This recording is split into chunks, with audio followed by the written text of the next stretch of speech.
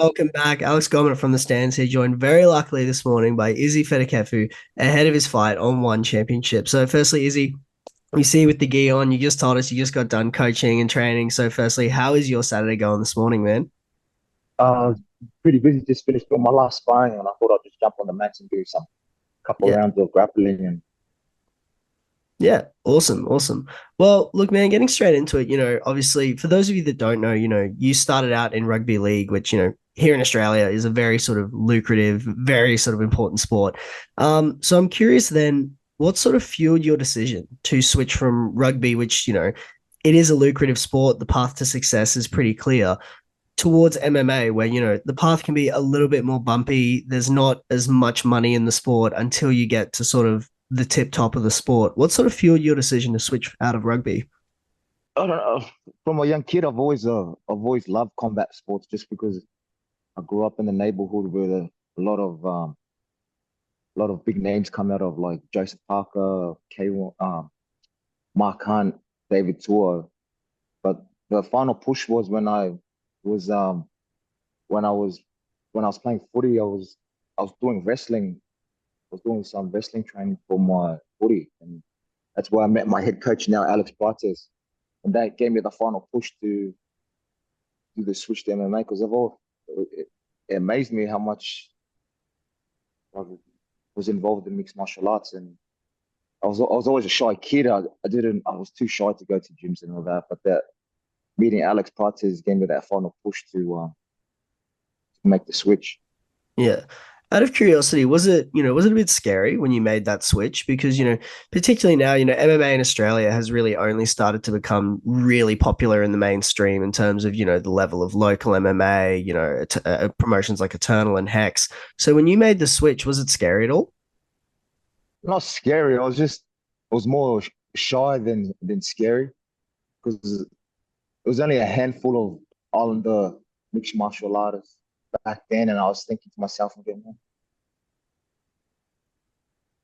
is it worth trying? Was it? You don't see many Islanders do it, like as many as you see in football."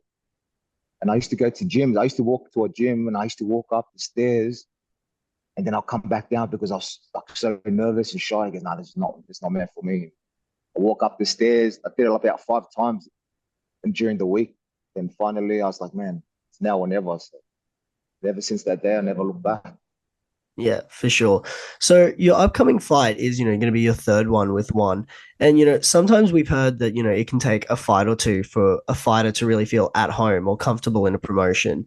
Is it a similar sort of experience for you where now you've had a few fights in one, you're really starting to feel comfortable in there, or did you pretty much feel comfortable in one championship from the jump? I don't know, it's just one of those things. It's just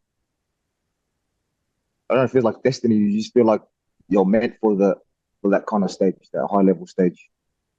Like it didn't like my first fight, even though I lost, it did nothing scared me. Just that the lights were a bit brighter. That was about it. But no, like it feels like you're destined. I felt like I was destined for that kind of light. Yeah. It didn't bother me at all. What's up, guys? It's Josh here from the stands. And look, I know you're in the middle of a good little interview that we're currently doing, but I want to take a second of your time just to give a quick little shout out to today's sponsor, TrainAid. Obviously, they're big supporters of us, like we are of them. And today they're sponsoring this video. And look, I want to let you guys know about a little product they do, their premium product, TrainAid Hydration.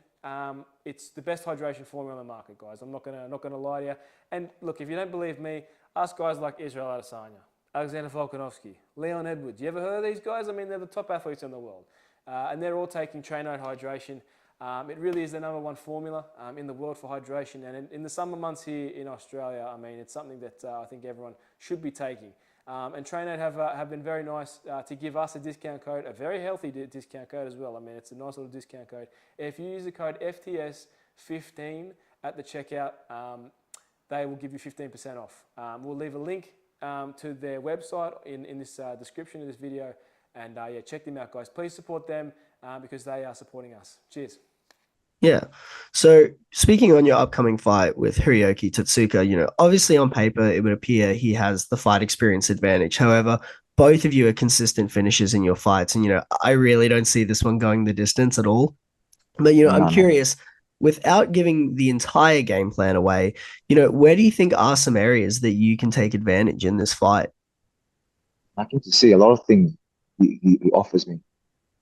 I, I, people like even though he might have good grappling, but he's good, but I'm better. If he wants to strike with me, I'm not scared to strike. If he wants to grapple me, he's gonna. This guy's gonna be shocked at what I bring to the table. And you just said there, he's good, but I'm better. And to be the best, you got to train with the best. And speaking on that, obviously you train with, one of the most famous Australian mixed martial artists, Robert Whittaker. And I'm curious, how does he sort of help you improve as a martial artist on the mat? And what has his impact been on you as a person outside of the gym as well? I don't know. He doesn't really say much. It's just his actions speak louder than his words. He leads by example, pretty much. And not just him, but like Jacob as well. Jacob McQueen, like, they bring a whole heap of experience. Like Jacob's had a few fights in the UFC, and like he's always proven that, especially of experience, he's fought a lot of experienced guys, and at the end of the day, it's who wants it more. For sure. So, one thing that I saw from, your Instagram and can see it now, obviously, is you do a lot of training in the gi. And, the gi is something that sometimes is left to sort of the wayside by MMA fighters. A lot of them prefer to do no gi, don't like to put the gi on too much. But, I'm curious, for you, what advantages do you think training in the gi gives you or can help out for MMA? If I believe if you're good in the gi, you're good in no gi as well. But, that's all. Mixed martial artists, like you're supposed to adapt with everything. It's not just, oh, I don't like the gi. I'm more of a no gi person. A mixed martial artist adapts to everything.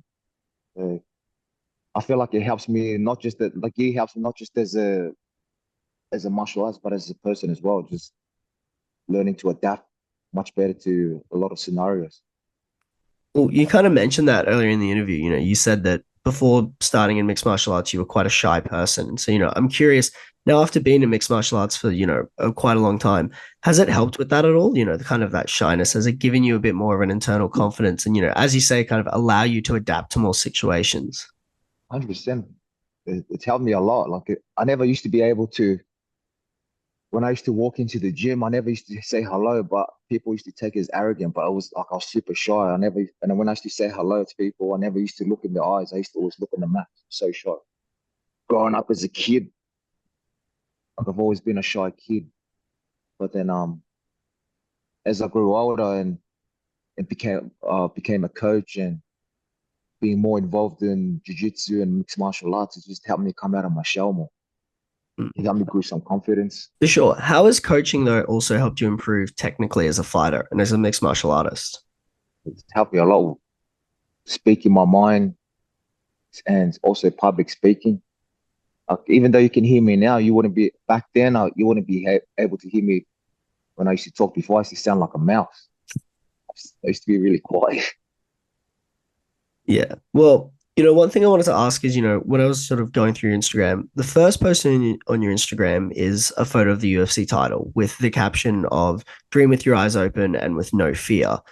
Is the UFC title still the ultimate goal for your career? Or now that you've been in the game for a little bit, would you be content, maybe not necessarily going to the UFC because promotions like One or other promotions are just offering better money? The UFC title, one championship title, at the end of the day, it's a world title.